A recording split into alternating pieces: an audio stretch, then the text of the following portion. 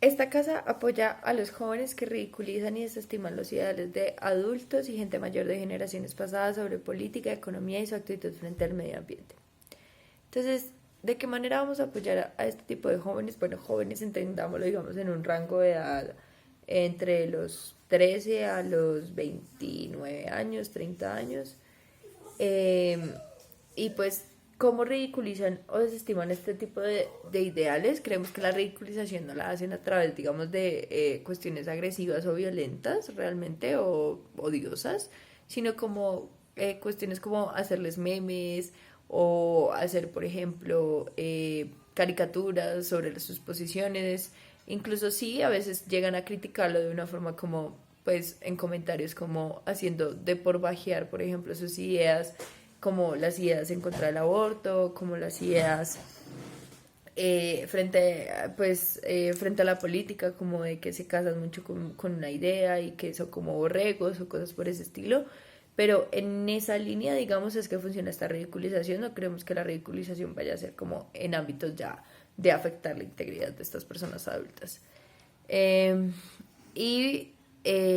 por qué es importante, digamos, en estos tópicos como lo es la política, la economía y la actitud que tienen frente al medio ambiente, porque creemos que en las generaciones y en el cambio intergeneracional lo que se ha visto es que existe actualmente una conciencia mucho más clara de los jóvenes de interesarse por estos tópicos, de interesarse y no solo de interesarse, sino de cuestionarlos, de cuestionar cómo se está manejando la política, de cuestionar cómo están funcionando, por ejemplo, las medidas económicas, de cuestionar si el medio ambiente realmente está siendo atendido o realmente ha sido olvidado dentro de los procesos de producción que han existido a lo largo de la historia. Entonces,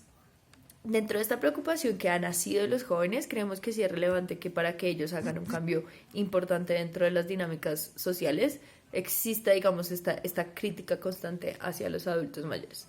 Pero porque este es el mecanismo. Entonces, lo primero que hay que mirar es que la desestimación y la ridiculización de los jóvenes es lo que permite la crítica y adicionalmente permite que se mejoren los debates públicos. Sí, sé que dirán como no, no es el mejor mecanismo porque lo que hace es hacer que el adulto cree que el joven sencillamente es un revoltoso, que piense que el joven realmente no tiene la razón porque utiliza actos irracionales para justificar, digamos, sus posturas. Creemos que estos actos, o sea, incluso si son un poco irracionales o incluso si son un poco al estrés en la posición frente a la que están debatiendo, también le genera una reflexividad de alguna forma al adulto. Y es como, ¿por qué me está queriendo decir eso? ¿Por qué utiliza este medio? Porque incluso si me hace sentir mal, porque puede estar en lo correcto. Entonces, sabemos que esa reflexión puede que exista del otro lado de oposición, pero creemos que no es tan fuerte y contundente. O sea, creemos que para lograr la reflexión hay que intentar menoscabar un poquito los ideales que se consideran por los jóvenes, digamos, retrógradas o que se consideran un poco cimentadas en unas bases que no tienen o acogen otro tipo de posiciones. Entonces, ¿qué ocurre con estas generaciones precedentes? Es que fijan sus ideas y desarrollan paradigmas a partir de hechos sin importancia en el mundo actual. Y esto tiende a hacer que pues rechacen ideas de cambiar estos ideales. Así,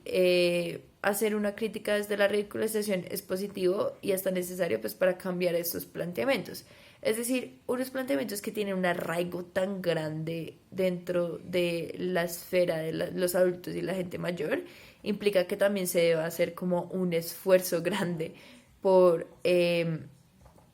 por como romper ese estigma, por romper estos paradigmas, por intentar hacer ver incluso lo ridículo que puede llegar a ser, incluso lo absurdo que pueden llegar a ser ciertos planteamientos. Entonces, esta medida que utilizan los jóvenes es precisamente para romper esa estructura que ya está muy consolidada. Y esto se evidencia en política cuando, por ejemplo, se asumen posiciones basadas en modelos sociales proscritos, como ya lo son el de la Guerra Fría y sus respectivos bloques. En materia económica, por ejemplo, se desconocen las nuevas tendencias, como las que actualmente se fundamentan en el mundo tecnológico y en aceptar, por ejemplo, el teletrabajo, aceptar, por ejemplo, ya no la utilización de máquinas tan